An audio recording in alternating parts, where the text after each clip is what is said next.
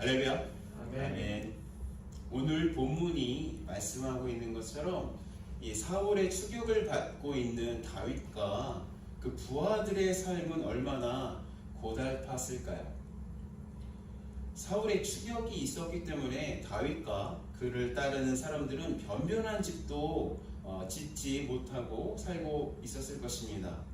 왜냐면 언제든지 사울이 나타났다는 그 소식을 들으면 급하게 도망가야 했기 때문에 무슨 벽돌집이나 아니면 무슨 석집이나 아니면 나무로 든 집이나 이런 튼튼한 그런 집을 지을 수 있었던 게 아니라 텐트 정도 아니면 수풀로 만드는 그런 움막 정도 치고 살았을 것이 분명합니다.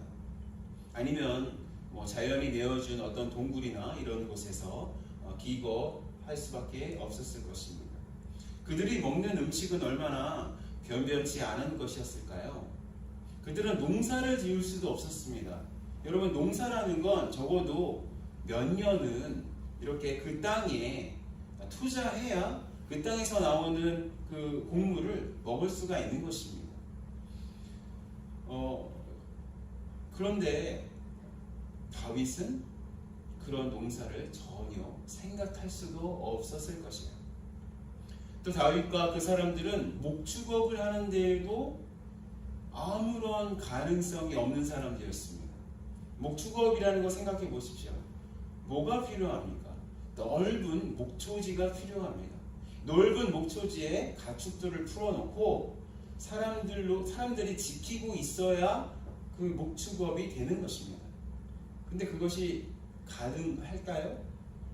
넓은 곳에 가축을 이렇게 풀고 있으면 언제든지 사울이 찾아왔을 때 도망가기가 어려웠을 것입니다. 그래서 목축업이 주는 그런 우유라던가 아니면 고기라던가 아니면 양털을 팔아가지고 바꾼 어떤 곡식을 기대하는 것, 다윗과 그 부하들에게서는 굉장히 어려운 이야기였을 것입니다.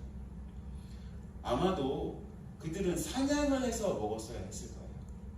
아니면 다른 사람들이 호의로 주는 음식을 얻어 먹었어야 했을 것입니다. 아마도 먹는 날보다 먹지 못하는 날이 많지 않았을까요? 그들의 그 의복도 어땠을까요? 이 불황자의 삶의 특징이 무엇입니까? 여러분, 옷이 남루해진다는 것입니다. 어디 편한 옷은 꿈도 꾸지 못했을 것입니다. 여름이면 더위에 고통을 당해야 했고 겨울이면 추위에 오들오들 떨었어야 했을 것입니다. 그런데 이렇게 그들의 의식주가 변변치 않은데도 그렇죠? 그런 힘든 상황이 그들에게 있습니다. 그런데 가장 힘든 것이 무엇이었을까요? 그것은 그들의 정서적인 공포가, 정서적인 불안함이, 그 두려움이 언제나 그들의 마음을 짓누르고 있었다는 것입니다. 사울과 그의 군대가 언제든지, 어느 때든지, 어느 곳에서든지 나타나서 자신을 죽일 수 있다는 그 공포가 언제나 그들의 마음 한켠을 짓누르고 있었을 것입니다. 그렇게 변변한 집도 없고 먹을 것도 없고 입을 옷도 없는 삶을 그들은 어떻게 버텨낼 수 있었을까요? 어떻게 그들은 그 사울이 주는 그 무한한 스트레스를 견뎌낼 수 있었을까요? 아마도 다윗의 부하들은 다윗 안에서 정치적인 비전을 발견했을 것입니다. 그 사람들은 만약에 언젠가 다윗이 이스라엘의 왕이 된다면 자기들도 이스라엘의 어떤 높은 사람이 되어서 그동안 우리가 지금 치르고 있는 이 모든 고생을 다 갚을 수 있을 것이라는 그런 비전, 그런 욕망, 그 생각 때문에 그 부하들은 다윗과 그 고생의 기간을 견뎌낼 수 있었을 것입니다. 물론 그들의 그 그런 정치적인 비전, 다윗 안에서 이렇게 이루려고 했던 그 꿈, 다윗이 이스라엘의 왕이 된 후에 여러분 실현될 수 있었습니다. 그 모든 다윗과 함께했던 사람들이 중요한 나라의 권력자가 되어서 이스라엘을 다스리는 사람들이 되었습니다. 그래서 자신이 바랐던 그 비전을, 그 자신이 바랬던 그 욕망을 결국 열매를 맺어서 출세의 삶을 살았던 것입니다. 그런데 그렇게 그들이 꿈꾸던 이스라엘의 권력자가 되어서 사는 삶, 그것이 정말로 그 삶의 그 끝은 어땠나요? 좋았나요? 그렇지 않았습니다. 다윗과 가장 어려운 시절을 함께 겪으면서 다윗의 신임을 받았던 사람 누구였습니까? 이 다윗과 그 주변에 있는 사람들 이야기를 잘 읽어보면 딱 한 사람의 이름이 나옵니다. 장군의 이름이 나와요. 누구죠? 요압이라는 사람입니다. 이 요압은 다윗과 이 고난의 시절을 견뎌냈어요. 그리고 나중에 요압은 이스라엘의 그 장군이 돼서 대장군이 되어서 자신의 권세를 누렸던 사람입니다. 그런데 나중에 그는 하나님의 심판을 받아서 솔로몬에게 죽임당했습니다. 나중에 다시 한번 이야기를 할 텐데요. 다윗도 왕이 된 후에 아주 평화로운 삶만을 살았던 것은 아닙니다. 그는 하나님 앞에서 끔찍한 죄를 지었어요.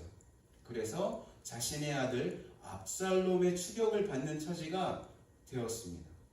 그리고 그가 저지른 인구조사 때문에, 잘못된 인구조사 때문에 수만 명의 이스라엘 사람들이 죽었어야 했습니다. 그리고 그도 늙어서 자리에서 일어나지 못하고 있다가 모든 사람들이 걸어가야 하는 그 죽음의 길을 걸어갔어야 했습니다. 그렇다면 오늘 본문에서처럼 다윗과 그 부하들이 이렇게 사울의 쫓김을 받는 삶을 사는 것에 대한 열매가, 그 결과가 겨우 왕이 되거나 또는 높은 자리에 올라서 권력을 얻는 것이었다면 그들의 광야의 그 고생이 정말로 가치 없는 것이 된다는 것입니다. 그래서 다윗과 그 부하들은 자신이 갖고 있는 이 고난의 의미가, 이 고난이 끝나면 겨우 왕의 자리나 권력의 자리를 얻는 것에 있지 않다는 것을 여러분 그 고난의 시간, 그 광야의 시간 속에서 깨달았어야 하는 것입니다. 왜냐하면 왕이 되거나 혹은 왕이 되지 못하거나 높은 자리에 올라 권세를 누리고 살거나 그렇지 않거나 모든 사람은 그 죽음 앞에서 자신이 살았던 그 모든 추구했던 이 세상이 주는 모든 안락함과 그 모든 권세가 아무것도 아닌 것이 되는 그런 것을 직면하게 될 것이기 때문입니다. 자신을 사냥하고 있는 사울이나 또 나중에 왕이 될 자신도, 다윗 그 자신도 죽음이라는 것이 찾아오면 아무것도 할 수 없는 그런 무능한 존재가 된다는 것, 그들은 깨달았어야 했던 것입니다. 그런데 다윗은 그렇게 자신이 고생하는 삶에 대한 진정한 의미를 자신이 지금 겪고 있는 그 힘든 광야의 삶 속에서 깨달았습니다. 그 증거가 시편 16편입니다. 시편 16편 1절과 8절에서 11절의 말씀 함께 읽겠습니다. 다 함께 읽겠습니다. 시작. 하나님이여 나를 지켜주소서. 내가 주께 피하나이다. 내가 여호와를 항상 내 앞에 모시며 그가 나의 오른쪽에 계심으로 내가 흔들리지 아니하리로다. 이러므로 나의 마음이 기쁘고 나의 영도 즐거워하며 내 육체도 안전히 살리니 이는 주께서 내 영혼을 수월에 버리지 아니하시며 주의 거룩한 자를 멸망시키지 아니하실 것임이니이다. 주께서 생명의 길을 내게 보이시리니 주의 앞에는 충만한 기쁨이 있고 주의 오른쪽에는 영원한 즐거움이 있나이다. 이 시편 다윗이 광야에 그 어려운 삶 가운데 있을 때 사울에게 추격을 받고 있을 때 지은 시입니다. 그 증거가 1절에서 나오죠. 1절에서 분명히 자신은 죽게 피한다고 말씀하고 있습니다. 그런데 이렇게 쫓기고 있는 다윗이 만난 분은 주의 거룩한 자 누굽니까? 성자 하나님이십니다. 성자 하나님을 다윗은 이 광야의 시간 속에서 만난 것입니다. 성부 하나님께서 성자 하나님을 멸망시키지 않으실 뿐만 아니라 자기의 영혼을 수월 즉 지옥에 버리지 않을 것을 깨달았던 것입니다. 그래서 다윗은 주님 앞에서 충만하고 영원한 즐거움이 있음을 발견한 것입니다. 11절에 주의 앞에는 충만한 기쁨이 있고 주의 오른쪽에는 영원한 즐거움이 있다. 그 광야의 삶을 살고 있는 다윗의 부하들이 다윗이라는 그 사람 안에서 비전을 발견해서 자신의 모든 것을 다윗에게 걸었던 그것 자체가 사실은 하나님의 뜻이 아니었던 거죠. 그들은 특별히 요압은 다윗에게 자신의 모든 것을 걸 것이 아니라 누구에게 걸었어야 됐어요? 하나님께 자신의 모든 소망을 두었어야 했습니다. 그런데 정작 다윗은 자신의 그 모든 고난의 열매가 겨우 왕이 되는 것에 있지 않다는 것을 알았던 것입니다. 영원한 하나님의 생명력, 영원한 하나님 앞에 있는 기쁨에 있다는 것을 그는 깨달았던 것입니다. 이것이 바로 다윗이 이스라엘의 그 어떤 왕보다 위대한 점입니다. 그는 자신의 고난의 열매가 왕이 되는 것에 있지 않고 영원한 삶 속에 하나님 앞에 있는 그 기쁨을 누리는 것, 그것에 있음을 그 광야의 시간 속에서 깨달았던 것입니다. 그래서 오늘 본문에는 이런 내용이 직접적으로 나오지는 않지만 이 성경 안에서 도도히 흐르고 있는 진리를 오늘 본문을 통해서도 우리는 발견할 수 있고 또한 우리 삶 속에 적용할 수 있다는 것입니다. 그래서 첫 번째로 우리 삶 속에서 적용하고 싶은 첫 번째 것은 무엇이냐면 이 세상에서 무엇인가를 이루려고 하는 것은 우리의 진정한 목표가 아님을 깨닫고 하나님의 영원한 나라를 꿈꾸자는 것입니다. 우리 이 대지를 함께 읽겠습니다. 시작. 이 세상에서 무엇인가를 이루려고 하는 것은 우리의 진정한 목표가 아님을 깨닫고 하나님의 영원한 나라를 꿈꾸자. 이렇게 다윗이 영원한 나라를 꿈꾸고 있었기 때문에 본문 속에서 다윗이 맺은 그 열매, 그 성과는 무엇이었습니까? 우리가 잘 알다시피 그가 맺은 그 성과는 바로 자신과 같은 유다 지파 10사람들이 자신을 배신하고 사울에게 자신이 있는 곳을 알려주는 것에 대해서 안갚음을 하지 않은 것입니다. 여러분 10사람들도 우리가 함께 알아보았던 이 사무엘상 23장 전반부에 나왔던 그일라 사람들 있잖아요. 그일라 사람들과 같은 입장을 다윗을 향해서 취했던 것입니다. 그들은 자신들의 땅에 숨어들었던 다윗과 그 부하들을 부담스러워했던 것입니다.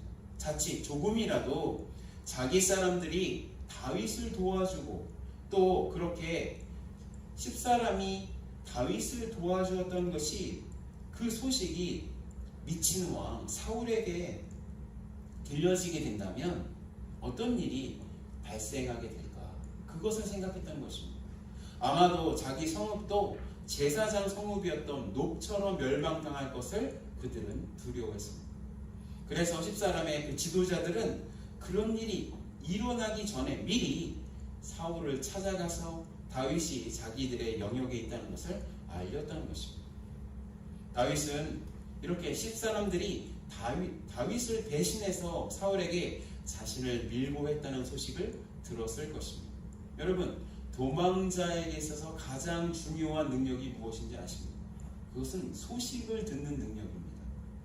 언제나 자기 자신을 잡으러 온다는 그 정보를 듣는 것, 정보 수집 능력이 가장 도망자에게서 필요한 것입니다. 그래서 정보 수집 안테나를 이렇게 높게 세우고 있어야 사울이 오는 것을 빨리 듣고 다윗은 도망칠 수 있었을 것입니다. 그래서 계속해서 다른 사람들을 통해서 사울의 움직임을 듣고 있었다고 본문은 말씀하고 있어요.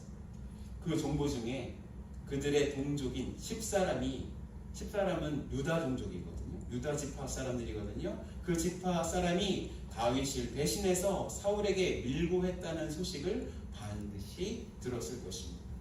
다윗의 입장에서 보면 얼마나 억울한 일이었을까요? 그는 10사람들에게 아무런 해를 끼치지 않았습니다. 다윗은 그런 삶을 살지 않았죠. 아직까지는요. 또한 10사람들은 다윗의 친척들인 유다 지파 사람들이었습니다. 그런 사람들로부터 배신을 당한 다윗의 속 얼마나 썩었을까요? 그들에게 분풀이하고 싶은 마음이 들지 않았을까요? 참 오늘 말씀과 아까 전도사님께서 해주신 그 간증의 말씀이 너무나 딱 맞아요. 그렇죠? 그런데도 다윗은 10사람들에게 해코지했다는 이야기를 성경은 말씀하고 있지 않습니다. 물론 다윗이 쫓기고 있어서 그들에게 화를 낼 시간이 없었을 수도 있습니다. 그러나 바로 뒷장에 나오는 사무엘상 24장을 보면 사울을 죽여서 자신의 광야 생활을 금방 끝낼 수 있는 기회를 다윗은 그냥 흘려보낸 그것을 볼 때 다윗은 항상 영원이라는 시간 속에서 하나님이라는 그 놀라운 존재 앞에서 자신의 삶을 판단하고 움직였다는 것을 알 수 있는 것입니다. 그렇게 다윗은 자신을 배신한 10사람들을 그일라 사람들과 마찬가지로 그냥 내버려 두고 피할 수 있었다는 것입니다. 우리의 삶의 목표가 영원한 하나님의 나라가 아닐 때 여러분 우리는 얼마나 고통을 당할 수 있는지 우리는 알고 있습니다. 자신이 살고 있는 삶 속에서 자신의 기준으로 어떤 것을 이루지 못했다면 우리는 우리 자신에게 실망할 것입니다. 이것은 다른 사람이 보았을 때 이룬 것, 당신은 이만큼 이렇게 성공한 사람이에요. 당신은 이렇게 능력이 있는 사람이에요. 이런 것을 듣는 것, 그것과 상관없는 것입니다. 이것은 자신의 욕망의 잣대, 자신의 욕망의 잣대를 통해서 자기의 인생을 바라봤을 때 생기는 그런 실망이고 절망인 것입니다. 이렇게 자신의 욕망의 잣대가 큰 사람일수록 이 세상에서 이루려고 하는 것들이 많기 때문에 그 욕망을 따라가는 삶을 살 수밖에 없는 것입니다. 그리고 그 삶을 살지 못했을 때 자기가 자신을 괴롭게 하는 그런 삶을 살 수밖에 없는 것입니다. 본문에서 그런 삶을 살았던 사람이 나옵니다. 누구였죠? 사울이었습니다. 사울, 자기 목표를 이루기 위해서 자신의 그 욕망의 잣대를 계속해서 맞추는 삶을 살기 위해서 어떤 일을 했습니까? 자기 가족을 이용했습니다. 다윗을 견제하기 위해서 다윗을 좋아하지도 않는데 심지어 다윗을 미워하고 죽이고 싶어 하는데 다윗을 자기 곁에 두고 감시하기 위해서 어떻게 했습니까? 자기의 딸 미가를 다윗의 아내로 주었습니다. 다윗을 자기 사위로 삼았습니다. 또 사울 85명이 넘는 제사장들을 다 죽여버리고 그들이 살고 있었던 그 높당을 완전하게 전멸시키는 그런 살인죄도 서슴없이 지었습니다. 그래서 우리는 영원을 추구하는 삶을 살아가야 하는 것입니다. 우리가 원하는, 우리의 그 내면이 요구하는 그 욕망의 삶을 추구해서는 안 되는 것입니다. 그리고 그 욕망의 삶을 사는 것에 대한 하나님의 평가, 정말로 냉정하십니다. 하나님 우리를 사랑하십니다. 그렇지만 우리가 사는 그 모든 것에 대한 평가를 하고 계시는 것이죠.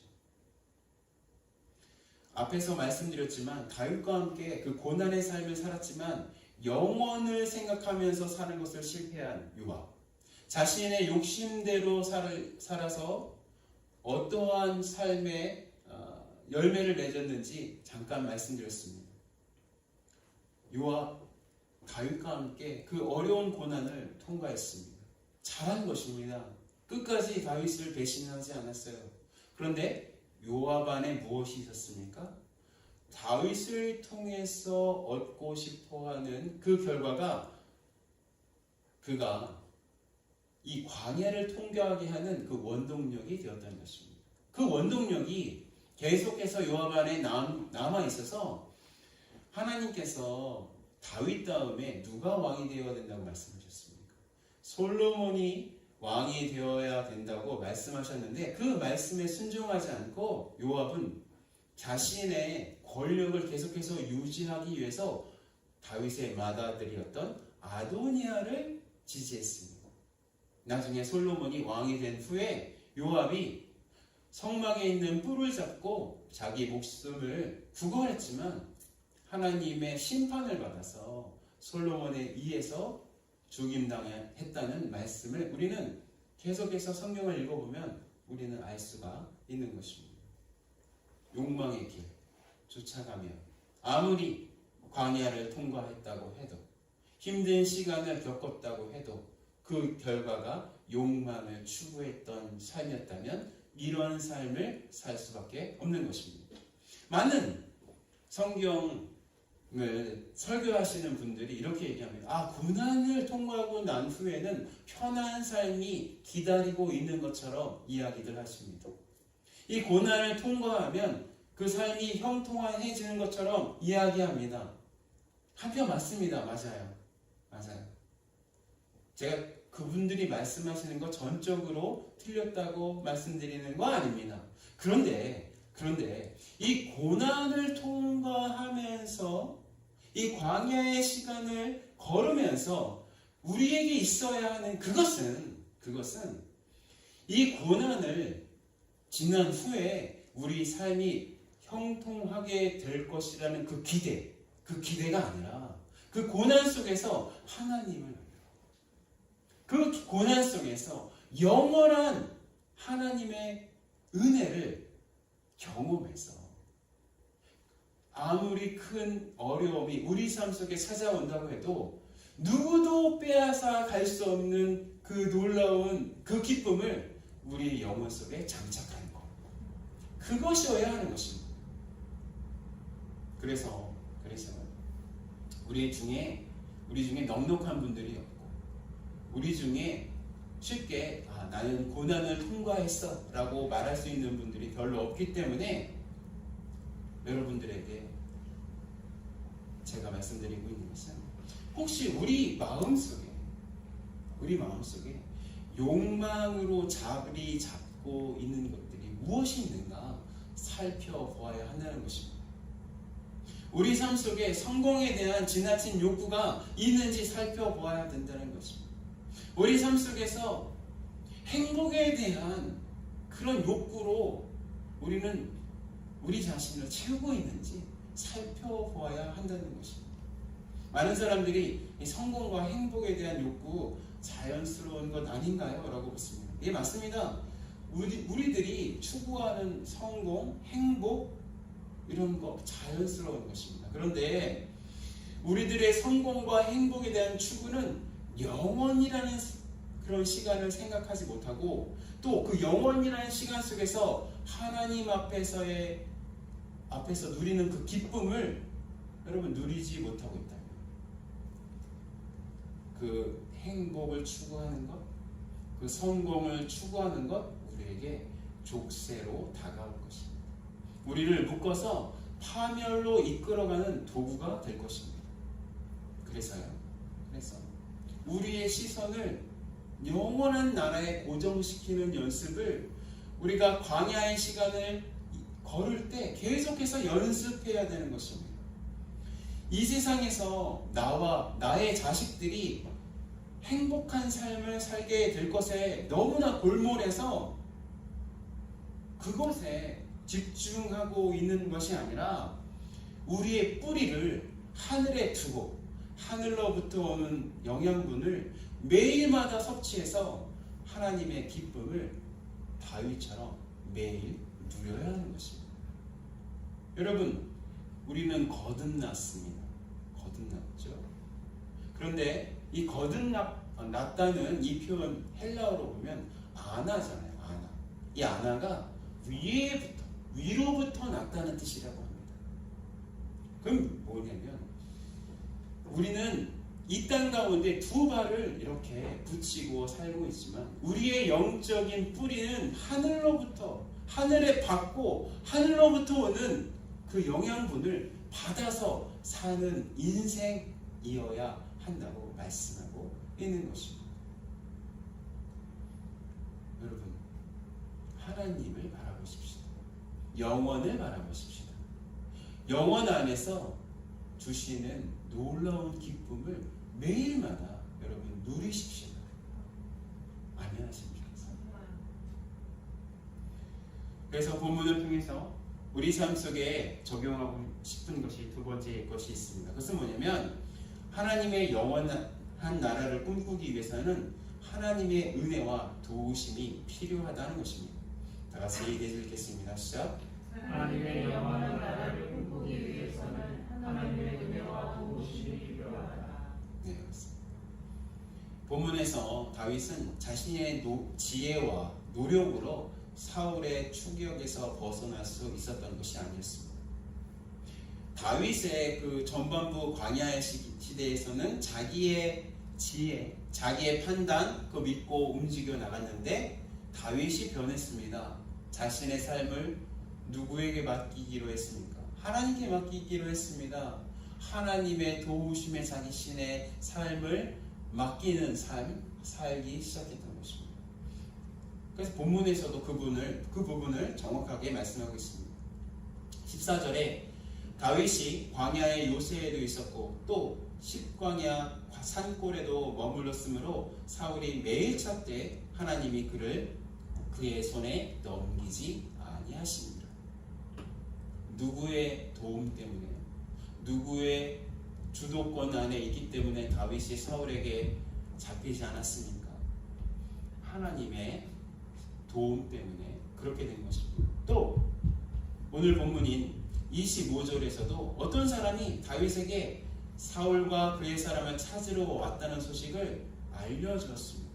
이것 또한 하나님께서 다윗에게 사람을 통해서 사울의 추격을 피할 수 있었다는 것 말씀해 주시고 있는 것입니다.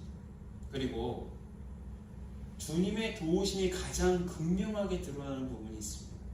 본문을 읽어보면요, 어떤 부분이 있습니까? 사울이 다윗을 포위해서 거의 다 잡았어요. 다 잡았어요.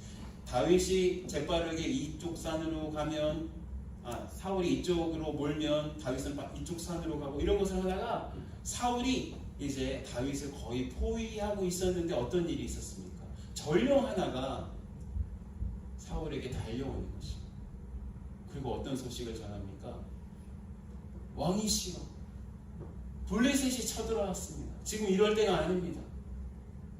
사울이 거의 다윗을 잡을 뻔했는데 하나님은 블레셋을 이용하셔서 다윗을 구원케 하신 것입니다. 여러분, 이처럼 우리가 사는 이 광야 같은 삶 속에 우리가 맞닥뜨리고 있는 온갖 어려움, 그것을 헤치고 살기 위해서 여러분 우리는 하나님의 은혜, 하나님의 도우심이 반드시 필요하다는 것입니다. 또한 하나님의 은혜와 도우심은 반드시 자기의 삶을 영원에 두고 있는 사람에게 반드시 있게 된다는 것입니다. 여러분, 우리가 사는 삶 누구에게나 쉽지 않아요. 부자나 가난한 사람에게나 자기가 원하는 것을 이룬 사람이거나 그렇지 않은 사람이거나 모두 쉽지 않은 것이 우리가 살고 있는 이 삶입니다. 누구에게나 사울처럼 추격하는 그런 존재들이 반드시 있기 때문입니다. 부자에게도 사울처럼 추격하는 그런 존재들이 있고, 가난한 사람에게도 사울처럼 추격하는 그런 존재들이 있는 것입니다. 성공한 사람에게도 실패한 사람에게도 사울처럼 추격하는 그런 존재들이 있는 것입니다. 제가 여러분의 삶, 다른 인생을 살아보지 못해서 다른 사람의 어려움을 정확하게 알 수는 없습니다. 그러나 사울처럼 추격하는 존재들이 누구에게나 있다는 것 부인할 수 없습니다. 전 구체적으로 그것이 무엇인지 모릅니다. 그런데 공통적으로 그렇게 추격하는 그 추격자 중에 가장 큰 추격자, 우리를 짓누르는 그 추격자 누구입니까? 무엇입니까? 사망입니다. 사망은 계속해서 우리를 추격해 오고 있습니다. 다윗도 사울이라는 사망의 추격을 그 광야의 시간 속에서 받았던 것처럼 우리도 그냥 아무 일도 없는 이 범사의 시간 속에서도 계속해서 다가오고 있는 이 사망이라는 추격자, 우리에게 누구에게나 그 추격자가 있는 것입니다. 여러분, 우리 대화 속에서 우리가 교제할 때, 식사 교제할 때 우리 대화 속에서 메인 테마, 메인 팀이 무엇인지 아십니까? 건강이에요. 건강. 제가 잘 이렇게 보면 우리는 좀 많이 건강에 대해서 많이 나누고 있더라고요. 왜 건강에 대해서 이야기하고 있습니까? 사망이라는 추격자가 우리의 삶을 계속해서 위협하고 있다는 증거입니다. 이렇게 사망이 우리를 계속해서 위협하고 있을 때 우리 삶 속에서 계속해서 있는 하나님의 도우심을 받음으로써만, 하나님의 도움을 받는 그것만이 우리가 살고 있는 이 한정적인 시간, 정말 한계가 있는 이 시간을 뛰어넘어서 영원의 시간을 살 수 있도록 한다는 것입니다. 우리는, 여러분, 제가 몇 번 말씀드린 적이 있지만 우리는 이중적인 삶을 살고 있습니다. 우리가 지금 살고 있는 이 인생, 이 한계의 인생이라는 삶을 살고 있습니다. 또 하나님께서 우리에게 주신 이 영원한 하나님의 나라를 우리는 살고 있는 것입니다. 이렇게 이중적인 삶을 살고 있을 때 우리는 계속해서 우리를 추격하는 사울과 같은 존재들 때문에 이 한정적인 이 삶에 더욱 눈을 둘 때가 많이 있습니다. 우리의 욕심뿐만 아니라 이 삶 속에서 존재하는 그런 모든 위협 때문에 오히려 이 삶에 어떻게 하면 그 위협을 받지 않고 살아갈 수 있을까? 그것을 생각한 나머지 하나님의 나라를 잊어버리고 이 땅 가운데 우리의 시선을 둘 때가 있다는 말씀입니다. 그럴 때 이 세상의 추격자의 그 위협에 힘들어하고 있을 때 사랑이 많으신 하나님은 너의 삶이 겨우 이번 삶이 아니라, 이번 생이 아니라 영원한 삶을 가르쳐 주시기 위해서 오직 하나님밖에 하실 수밖에 없는 그런 도움을 우리에게 주신다는 것입니다. 지금 다윗이 처한 상황을 살펴봅시다.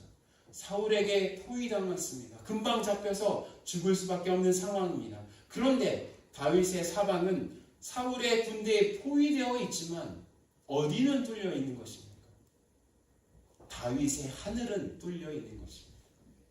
다윗은 그 뚫려 있는 하늘을 통해서 도움을 받았던 것입니다. 다윗이 왜 이런 도움을 받을 수 있었습니까? 오직 하나님의 은혜인 것입니다. 하나님의 영원한 날을 깨달아서 그 방향으로 삶을 정한 자녀들을 위해서 펼치는 하나님의 사랑인 것입니다. 그런 사랑이 다윗에만 있을까요? 우리에게도 있는 것입니다. 그런 도움이 우리에게 있는 것입니다. 그 은혜가 우리에게도 있는 것입니다. 그 도움은 겨우 현실의 추격자를 따돌려 버리는데 그 의미가 그치는 것이 아니라 하나님의 그 도움을 받을 때 우리의 시선이 어디에게 향하게 됩니까? 하나님의 영원한 나라, 하나님의 놀라운 그 나라에 우리의 시선을 고정시킬 수 있게 도와준다는 것입니다. 그래서 우리는 기도할 수 있는 것입니다. 뚫려있는 하늘을 향해서 또 언제나 우리의 기도를 듣고 계신 하나님의 얼굴을 향해서 우리는 기도할 수 있는 것입니다.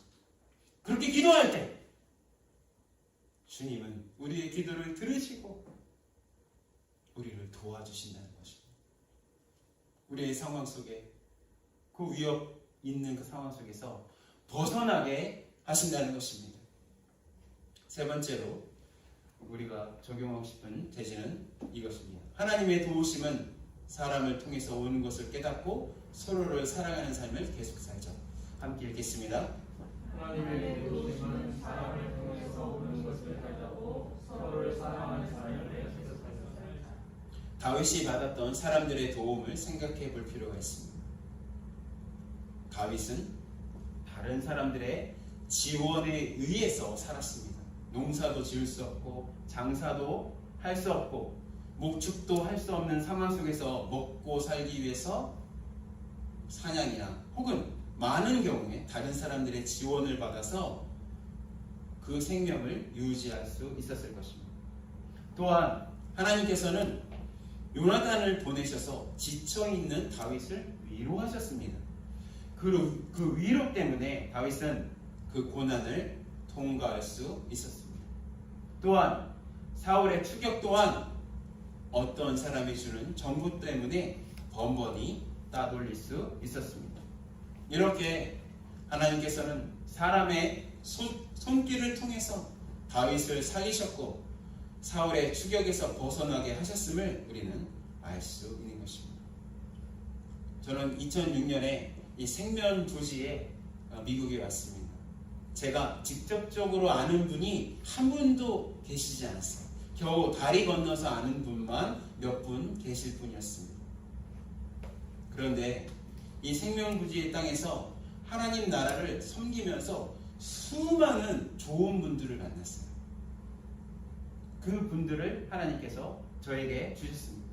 그리고 그 분들을 통해서 이 나라에서 자리 잡을 수 있게 하셨습니다. 그리고 저는 몇 년 전에 우리 둘루스 한인 침례교회에 오게 되어서 여기 계시는 우리 성도님들과 함께 예배 드릴 수 있었습니다. 그리고 영광스럽게도 작년 12월에 우리 교회에 담임이 되어서 이렇게 말씀을 전할 수 있게 되었습니다. 저는 이렇게 여러분들과 만나서 함께 예배드리면서 함께 영원한 하나님의 나라를 꿈꾸게 된 것, 그것이 하나님의 도우심을 잘 알고 있습니다. 그래서 저는 여러분 한 분 한 분 정말로 소중하고 감사하고 있습니다. 여기에 계시다는 것 그 자체 하나만으로도 저는 정말로 감사했다는 겁니다. 여러분 어떠신가요? 이렇게 어려운 삶을 살면서 서로를 향한 하나님의 영원한 나라를 꿈꾸고 있으신가요? 다른 사람들에게 하나님 나라를 꿈꾸게 하고 계신다고 생각하십니까? 느끼십니까? 서로를 향한 서로가 서로를 향한 하나님의 그 부르심을 여러분 느끼고 계십니까? 발견하셨습니까? 당신이 나의 하나님의 부르심이구나. 당신 때문에 내가 여기에 있는 것입니다. 라는 그 부르심을 발견하셨습니다. 우리는요, 서로를 사랑해서 다윗을 공급했던 사람처럼 서로를 공급하는 사람이 되어야 하겠습니다. 우리는 서로에게 다윗과 요나단이 되어서 서로를 격려하는 사람이 되어야겠습니다. 또 다윗에게 사울이 쳐들어온다는 소식을 전해준 사람처럼 서로에게 하나님의 사랑을 전하고 실제로 돕는 사람이 되어서 이 세상이 주는 위협에서 서로를 구원하는 하나님의 통로가 되어야 하는 것입니다. 우리는 실제로 기도 제목이 있으면 단톡방에 올려서 서로 기도하고 있습니다. 비록 우리가 기도밖에 할 수 없지만 우리가 드리는 그 기도를 누가 듣고 계십니까? 천지를 만드신 하나님께서 듣고 계시는 것입니다. 들으실 뿐만 아니라 우리 기도대로 응답하신다는 것 우리는 믿어야 하는 것입니다. 그래서 우리가 서로를 위해서 기도하는 것 영적인 허구가 아닙니다. 실제입니다. 그것을 우리는 믿어야 하는 것입니다. 그래서 우리는 사람을 사랑하는 삶을 포기해서는 안 됩니다. 우리가 서로 사랑하는 삶 포기해서는 안 됩니다. 우리가 다윗을 도왔던 그 사람들이 되는 것 포기해서는 안 됩니다. 여러분, 식구들이 많은 교회에 가실 수 있습니다. 네, 그런데요, 그런 교회가 주는 장점이 있어요. 시스템이 잘 되어 있죠. 편하죠. 그런데 그 교회에서 배울 수 없는 것, 서로가 서로를 위해서 애달파하고 서로가 서로를 위해서 공급하고 서로가 서로를 위해서 기도하는 것, 어쩌면 힘들 수도 있습니다. 여러분들이 개척교회에 와서 이렇게 함께 예배하고 기도하는 것, 그것을 하라고 하나님께서 말씀하고 있는 것입니다. 그것을 실천하는 것, 그것이 하나님 나라의 가치인 것을 주님이 가르쳐 주시기 위해서 이렇게 부르신 것입니다. 갈라디아서 6장 8절에서 10절 말씀 읽고 오늘 말씀을 마치도록 하겠습니다.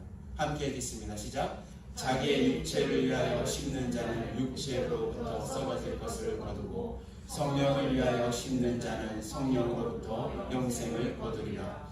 우리가 선을 행하되 낙심하지 말지니 포기하지 아니하면 때가 이름에 거두리라. 그러므로 우리는 기회에 있는 대로 모든 이에게 착한 일을 하되 더욱 믿음의 가정들에게 할지니라. 더욱 믿음의 가정들에게 할지니라. 우리가 서로 사랑하는 것을 통해서 어떤 일이 발생합니까? 우리가 서로 사랑하는 것이 가장 중요한 전도의 도구인 것입니다. 우리가 서로 사랑하는 것을 통해서 저들은 저렇게 서로를 위해서 기도하고 있구나, 아껴주고 있구나, 애쓰고 있구나. 그것이 우리 주변에 있는 주님을 모르는 사람들, 아니면 신앙생활을 멈춘 사람들에게 전달되어질 때 그들이 우리 교회에 와서 주님을 만나게 되는 놀라운 역사가 있게 되는 것입니다. 그 부르심에 우리가 있는 줄 믿습니다. 그 부르심 가운데 우리 삶을 드리는 우리 둘로스 한인 침례교회 성도님들 되시길 예수 그리스도의 이름으로 축원합니다. 기도하겠습니다.